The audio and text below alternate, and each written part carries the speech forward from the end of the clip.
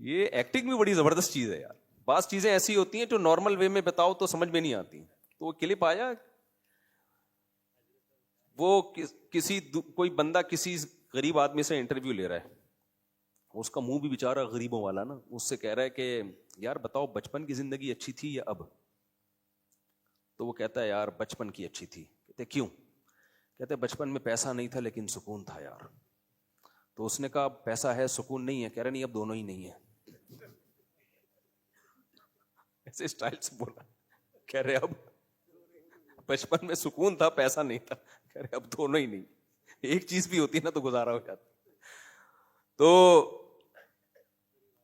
تو غریب آدمی کا تو ہے ہی نہیں نا, اس نے تو دیکھی نہیں عیاشی, تو وہ تو اسی پہ گزارا. یہ دیکھو لو مزدور لوگ, آپ دیکھو میں نے ایسے ایسے مزدور دیکھے ہیں ہڈیاں نکلی ہوئی ہیں بیچاروں کی, اور گنے کے رس نہیں نکال کے وہ جو چھلکا بچتا ہے اس کا, وہ اپنی پیٹھ پہ لاد کے جا رہے ہیں. وہ اپنی گائے کو گائے یہ تھوڑی کھاتی ہے, لیکن ان کے پاس گائے کو کھلانے کے پیسے بھی نہیں ہیں.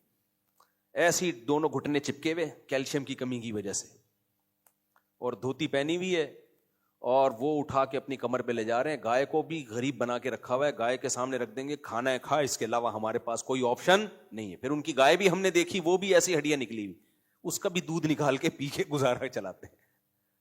گائے بھی خوش ہے, صحیح ہے نا, اور جب ملتے ہیں بڑے مزے سے ملتے ہیں, ہاں بھائی, کیونکہ ان کو توقعات ہی نہیں ہے. تو اللہ تعالیٰ نے ڈپریشن کا علاج کس میں بتایا؟ الا المصلین, فرمایا نماز پڑھتے ہیں, اور صرف پڑھتے نہیں ہیں, الذین هم علی صلاتہم دائمون, بہت سخت پابندی کرتے ہیں نمازوں کی, بہت سخت, دائمون دائمی طور پہ پڑھتے ہیں, جب سے بالغ ہوئے موت تک پڑھتے ہی رہتے ہیں. جہازوں میں پڑھتے ہیں, ٹرینوں میں پڑھتے ہیں, میدان جنگ میں پڑھتے ہیں, بستر مرگ پہ لیٹے ہوئے ہیں بستر پہ پڑھتے ہیں, جس دن شادی تھی اس دن بھی پڑھتے ہیں, کیونکہ بہت سے لوگ پڑھتے ہیں شادی کے دن فجر کی نماز میں کیا ہوتے ہیں, غائب ہوتے ہیں, اس دن بھی پڑھتے ہیں. تو کبھی بھی نہیں چھوڑتے, ایسے پابندی سے پڑھتے ہیں. اور دوسری جگہ پہ اللہ نے فرمایا ہم فی صلاتہم خاشعون, پڑھتے بھی ٹرخانہ والا نہیں پڑھتے, بلکہ نمازوں میں خشوع پیدا کرتے ہیں. بتاؤ یہ جو ڈپریشن کی بیماری کا علاج ہے, جن کو سائیکولوجسٹ اور سائیکیٹرسٹ کہا جاتا ہے, اس کے ایکسپرٹ پاکستان میں زیادہ پائے جاتے ہیں, سعودی عرب میں زیادہ پائے جاتے ہیں, یا امریکہ, یو ایس اے, کینیڈا اور یو کے میں پائے جاتے ہیں؟ بتاؤ, وہاں زیادہ پائے جاتے ہیں نا. یہاں کے جتنے ڈاکٹرز ہیں, اس نے کیا ابن بطوطہ کی کتابیں پڑھ کے ڈاکٹر بنتے ہیں؟ یہ سارے وہاں جاتے ہیں نا بڑی بڑی یونیورسٹیوں میں. کیا خیال ہے بھائی؟ یہ سارے ڈپریشن کے علاج سیکھنے کے لیے کہاں جاتے ہیں؟ ان ملکوں میں جاتے ہیں. ہماری یونیورسٹیوں میں جو نفسیاتی ماہر نفسیات بنتے ہیں, سلیبس کہاں سے آتا ہے؟ مکہ مدینہ سے, یا قرآن سے نکالا گیا سلیبس؟ کہاں سے آتا ہے؟ باہر سے آتا ہے.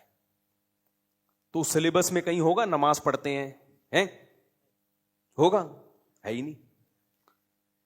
اس سلیبس میں یہی ہوگا, وہ کچھ باتیں ہوں گی ایکچولی یوں خوش, شیشے کے سامنے کھڑے ہو کر مسکرایا کرو, اس طرح کی چیزیں ہوتی ہیں. ہمارے حضرت کو کسی نے بتایا کہ میں ڈپریشن میں ہوں, مجھے ڈاکٹر نے کہا کہ شیشے کے سامنے کھڑے ہو کر ہا ہا ہا وہ ہنسا کریں تاکہ ایسا لگے کہ میں خوش ہوں. تو حضرت نے تو پتہ نہیں کیا جواب دیا اس کا. تو مجھے خیال ہو رہا تھا, میں بولوں شیشہ بھی تجھ پہ ہنسے گا, یا تو ہنسے گا یا شیشہ ڈپریشن میں چلا جائے گا. جب تو ہنسے گا نا, شیشہ کہے گا بھائی واٹس گوئنگ آن, یہ ہو کیا رہا ہے. شیشہ کس میں جائے گا؟ ڈپریشن میں. اگر وہ یوں کہتے ہیں نا شیشہ پیا کر, تو پھر سمجھ میں آتا ہے کچھ. شیشہ ڈپریشن, یہ مصنوعی تکلفات ہیں بھائی.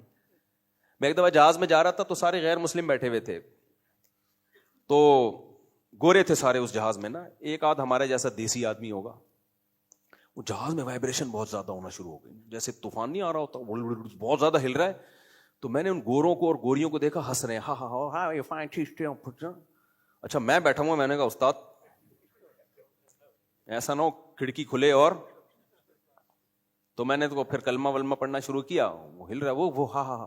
تو میں نے کہا یار یہ کیوں, ابھی تو نارمل یہ لوگ بیٹھے ہوئے تھے, اور ابھی ہاؤ آئی, کوئی کسی کو دیکھ بھی نہیں رہا تھا, اس سب اپنے مطالعے میں یا موبائل میں لگے ہوئے تھے. تھوڑا زیادہ وائبریشن ہوئی ہے نا جہاز میں, زیادہ ہلا ہے, تو وہ ہنس رہے ہیں ایک دوسرے کو, ہاں ہاں.